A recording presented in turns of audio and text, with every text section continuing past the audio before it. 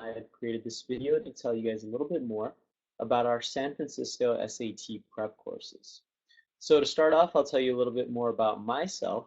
Back when I was in high school in Las Vegas, I took a practice SAT exam and I only scored around average. That's when I made the decision to significantly improve my score. So I spent hundreds of hours studying for this one exam, and I was able to raise my score to a perfect SAT score, which is something that about only 0.02% of students achieve. And so, because of my SAT score, my life completely changed. I was admitted into prestigious universities. I received $250,000 in college scholarships. And I even got to meet the President of the United States. And so I went on to write some #1 best-selling SAT and ACT books based on my experience. And I'm also an MD and MBA student at both Yale and USC currently. But most importantly, I started 2400 Expert, in which we hold 6-week SAT prep courses for students to teach students basically hundreds of strategies and show them thousands of problems and basically teach them how to study for the test the way that I did back when I was in high school. And it's been very, very effective. Many of our students go to some of the best universities in the country, Berkeley, Stanford, Harvard, Yale, etc. They win millions in college scholarships, and some have even gotten perfect SAT scores themselves. The average SAT score improvement in our courses is 368 points to students' score. So we've been really fortunate with the awesome results that we produce.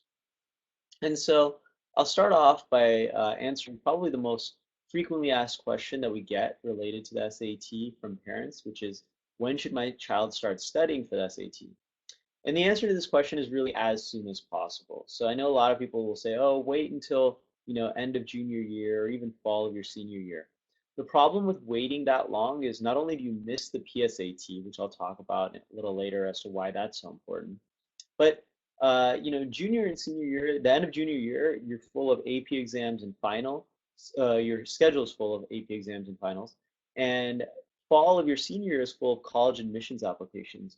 So you don't have a lot of time to study for the SAT, and most students simply don't put in the time or effort when they're that busy, which results in low SAT score improvements, if any at all.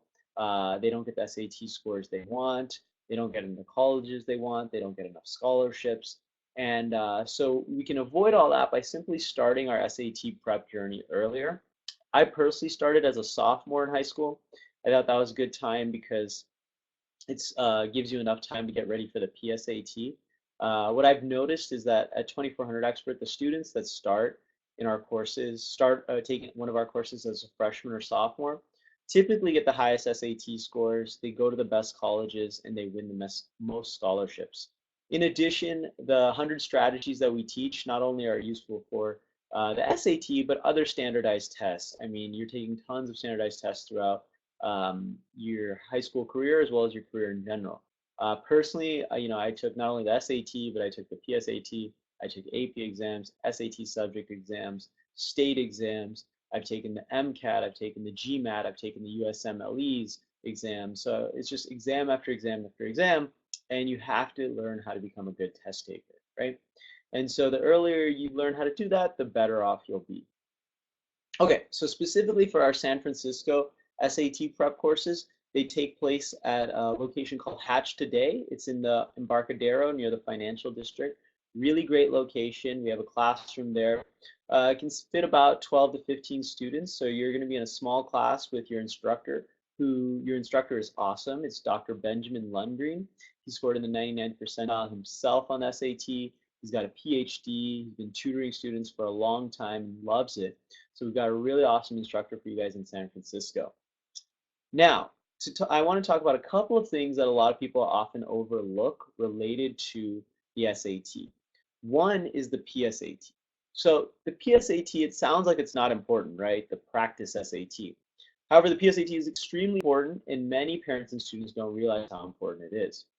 The PSAT, you can only take it one time versus the SAT, you can take it as many times as you want, right? The PSAT, you can only take October of your junior year. And When you take it October of your junior year, that's the only time you can qualify based on your PSAT score to become a national merit finalist. So becoming a national merit finalist is not only a great accolade to have on your college application, but it's also a scholarship worth $2,500. In addition, just because you're a national merit finalist, many universities across the nation, about 50 to 100, will give you half tuition or a full tuition scholarship just because you're national merit. So USC, for example, University of Southern California, where I went, gives you a half tuition scholarship if you're a national merit finalist. So a half tuition at USC is $25,000 a year times 4 years. That's $100,000 for scoring well on this one PSAT test. $100,000, right? And so that's pretty amazing. So how high do you need to score on your PSAT in order to qualify for national merit? Well, it really depends on how well students in your state do on the PSAT the year that you take it. Now, typically, academically competitive states will have higher cutoffs than less academically competitive states. So California, I estimate the cutoff will be around 1400. Now that's out of 1520. The new PSAT is out of 1520, and it used to be out of 240, but now it's out of 1520. Now, it's not necessary to study for the PSAT separately. I never did, and I still qualified for national merit. The way that you want to go about it is simply study for the SAT. If you study for the SAT, you'll be over prepared for the PSAT. What I mean by that is the PSAT is really just an easier version of the SAT. The math is less hard. It's a shorter exam. There's no essay. And so if you're ready for the SAT, you're going to be ready for the PSAT. Second thing I want to cover is scholarships. So everyone knows that a high SAT score can get you into a great college. But what everyone doesn't know is that a high SAT score can also win you lots of scholarships. So I know this from personal experience because my senior year of high school, I applied for 100 scholarships. I ended up winning 20 of them.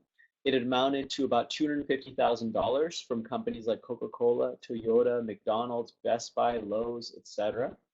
And so what I learned was the secret to winning scholarships was really to apply for local scholarships, meaning scholarships that are only offered or given to students in your city or state.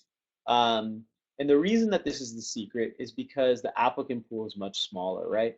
If you apply to a scholarship that's only offered to students in your state, you've immediately reduced the competition down by at least 50 times.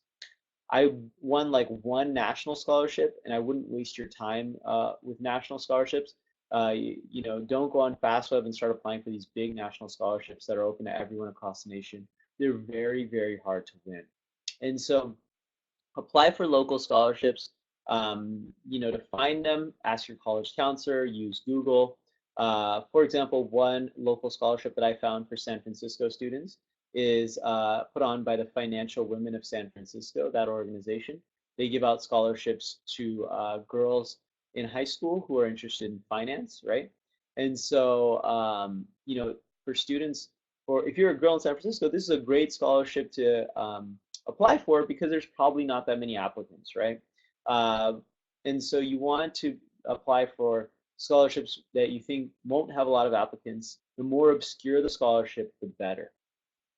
Finally, why should you take our 6-week San Francisco SAT prep course in January and February, which are the courses that are coming up, as opposed to later?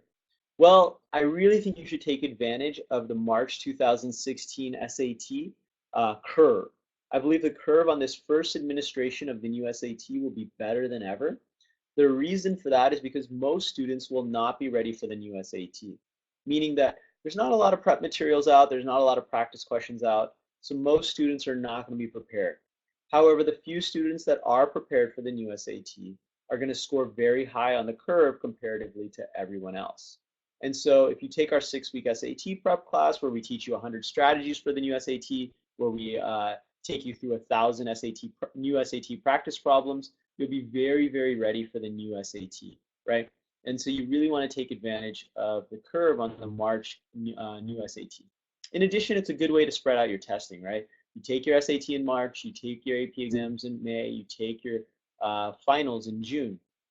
That way you're not trying to cram your SAT during May or June when you also have AP exams and finals and you end up not studying enough for the SAT, which is what most students do. And so I highly recommend all of you guys to definitely consider taking the March SAT, consider taking our course if you're in the San Francisco area. We look forward to having you, and I wish all of you guys the best in your SAT, college, and scholarship goals. Okay, thanks.